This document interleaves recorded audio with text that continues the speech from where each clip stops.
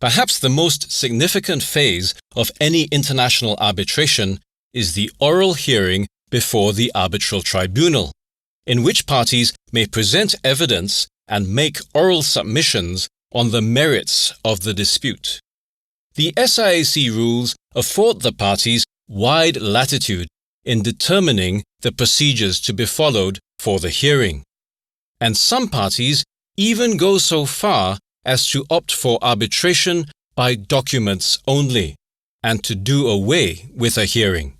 The hearings are always private, and the transcripts or documents remain confidential unless the parties agree otherwise. Let's observe some key phases of an oral hearing. A selection of arguments made by both counsel and the cross-examination of a witness of fact and expert witnesses. This will give us a bird's-eye view of the hearing process, although no bird has ever actually had a chance to view this. Good morning. Thank you all for attending today's hearing. We will first have opening statements, followed by cross-examination, and then we will conclude with closing oral statements from both sides. So the first order of the day is opening statements. Counsel for the claimant, would you kindly begin? Thank you, Mr. Chairman. Mr. Chairman, members of the Tribunal, I will now present a brief introduction of the claimant's claims. These are, first, that the respondent, Electro-ACE, breached its contractual obligations in respect of the supply of components for the power plant in Eurasia. Second, that the respondent prematurely terminated maintenance services arrangement in respect of the power plant. And finally, a claim for costs. Now let me briefly recap the material facts of the dispute. The respondent, Electro-ACE, was developing and constructing a power plant in Eurasia. It then contracted with SIAC, the claimant, for the supply of components, key components for that power plant, and for the provision of service and maintenance arrangements going forward for a period of 5 years.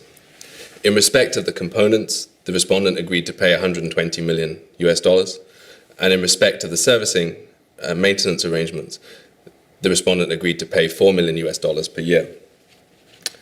Now, this project was to be constructed in two phases. The first phase went well and completed on schedule. Then, suddenly, late last year, the political landscape in Eurasia changed, and following which the contract between the respondent and the Eurasian state was cancelled. But instead of acting to protect its own investment and the investment of its subcontractors, including the claimant here, SIAC, the respondent sat back, did nothing, and basically closed shop. In these circumstances, and after negotiations resulted in stalemate, the claimant has been left with no option but to bring this arbitration. The claimant has submitted documentary evidence to substantiate its claims, and we'll highlight these further in the closing arguments. It's also submitted witness statements from witnesses of fact and expert witnesses, who you'll hear from during the course of the hearing. Now, turning to the applicable law, Clause 18 of the contract provides that the governing law shall be the United Nations Convention on Contracts for the International Sale of Goods, or CISG. There, at least from the written submissions of both parties, there doesn't seem to be any dispute on the application of the convention.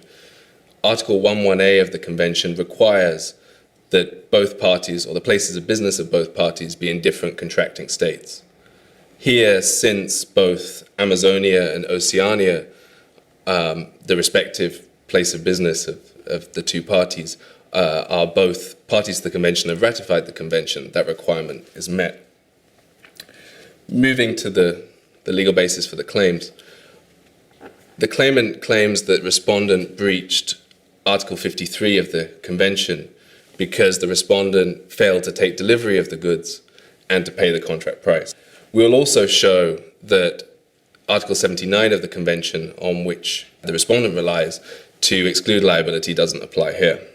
In sum, we will show that the claimant is entitled to the $60 million claimed in respect of the components to be provided and $20 million in damages for premature cancellation of the maintenance services. We'll also show that we're entitled to our costs. Thank you. And thank you for expressing your case so succinctly. We will now hear from counsel for the respondent. You have the floor, sir. Good morning, members of this honorable tribunal, to my colleagues, and to the representatives of Claimant. On behalf of Respondent ElectroAce, Inc., I will be presenting the defenses to Claimants Claims in this proceeding. Over the next few days, Respondent will show that although the circumstances leading to this dispute were indeed unfortunate, they were also entirely attributable to circumstances beyond Respondent's control. By virtue of Article 79.1 of the United Nations Conventions on the International Sale of Goods, Respondent is exempt from liability where its failure to perform its contractual obligations was due entirely to an impediment beyond its control. Also during my presentation, I will address the inherent business risks to a transaction such as this. Claimant was well aware of those risks at the time of contracting.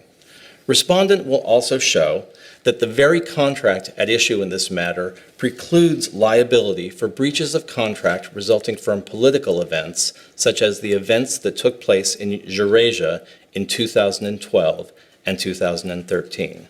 Finally, Respondent will show that Claimant's damages claim is based on an entirely inflated estimate of loss, an estimate that cannot possibly support Claimant's claim for damages in the amount of $60 million.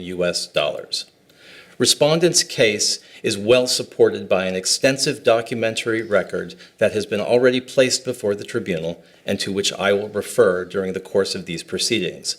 Respondent's case is also supported by numerous statements of fact witnesses as well as the statements of expert witnesses.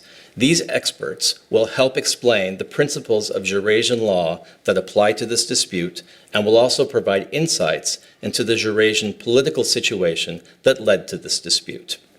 At the conclusion of these proceedings, Respondent will ask this tribunal to dismiss Claimant's claims in their entirety and also to award Respondents the costs of this arbitration. Thank you. And thank you also for a very clear statement of your position.